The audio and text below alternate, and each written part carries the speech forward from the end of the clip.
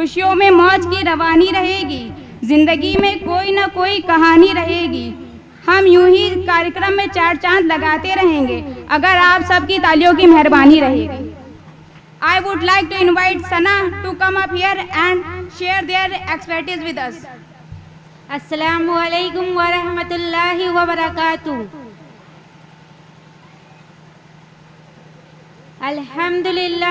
अल्हम्दुलिल्लाहि रब्बिल आलमीन व सलातु व सलामु अला सय्यदिल अव्वलीन वल आखिरीन अम्मा बाद। अऊज़ु बिल्लाहि मिनश शैतानिर रजीम। बिस्मिल्लाहिर रहमानिर रहीम। इन्नल्लाहा ला युगय्यिरु मा बिकौमिन हत्ता युगय्यिरु मा बिअनफुसिहिम। सदर मोहतरम, हाजरीन मजलिस, आज मेरी तकरीर का मौजू है हिंदुस्तानी मुसलमानों के ज़वाल के असबाब। ये एक ऐसा दिलखराश मौजू है जिस पर हम जैसे का कलाम करना सूरज को चिराग दिखाने के मानिंद होगा, लेकिन जब हम सदर साहब के हुक्म से खड़े हो गए हैं तो मैं ये मुनासिब समझती हूँ कि कुछ बयान कर दूँ।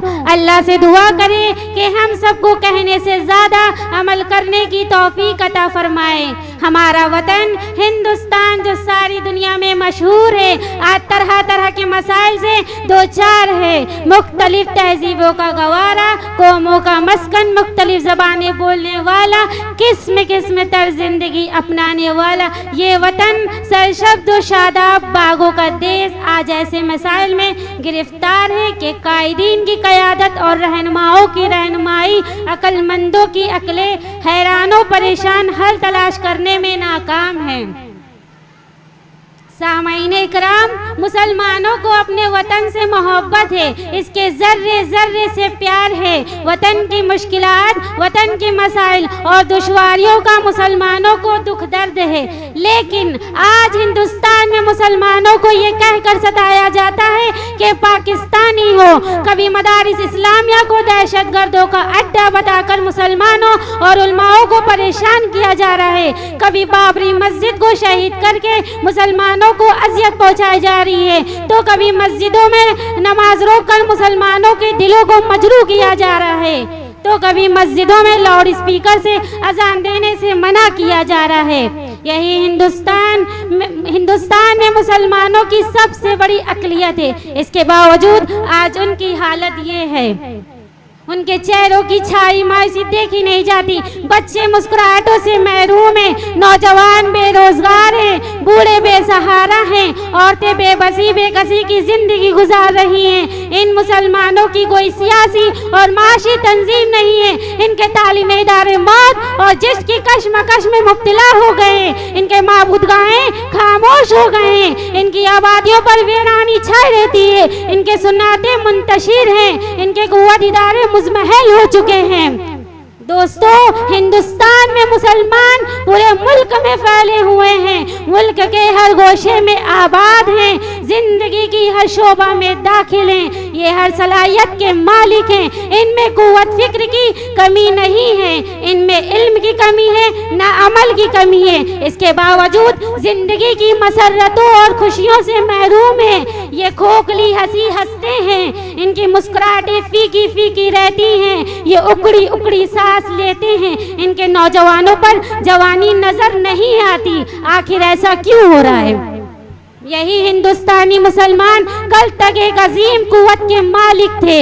इनमें बेमिसाल लीडर थे, इनमें बेहतरीन डॉक्टर थे, बेहतरीन दानिश्वर थे, बेहतरीन माहिरीन तालीम थे, सियासतदान थे, हुक्मरान थे, ताजिर थे, सुनाअतकार थे, शायर व अदीब थे, साइंसदान थे, एडिटर व साफी थे, हुकूमत व मुशीर सुलाका थे, अफसर और बाबू थे।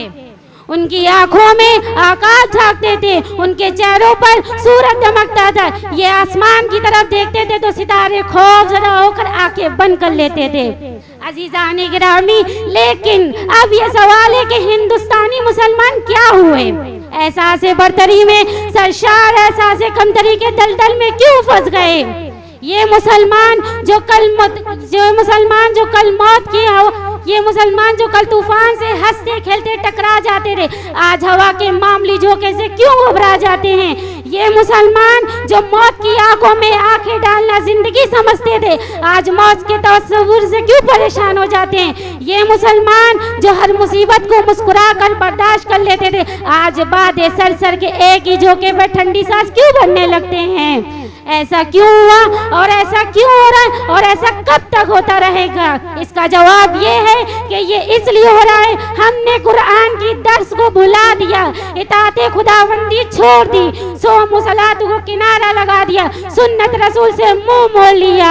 अलगर्ज ये सवाल उस वक्त तक चलता रहेगा जब तक हम मुसलमान दर्स कुरान, इताअते खुदाबंदी, सोम सलात, इताअते रसूल और फलसफा खुदी पर यकीन, महकम और अमल पहन के साथ अमल दरामद ना होंगे।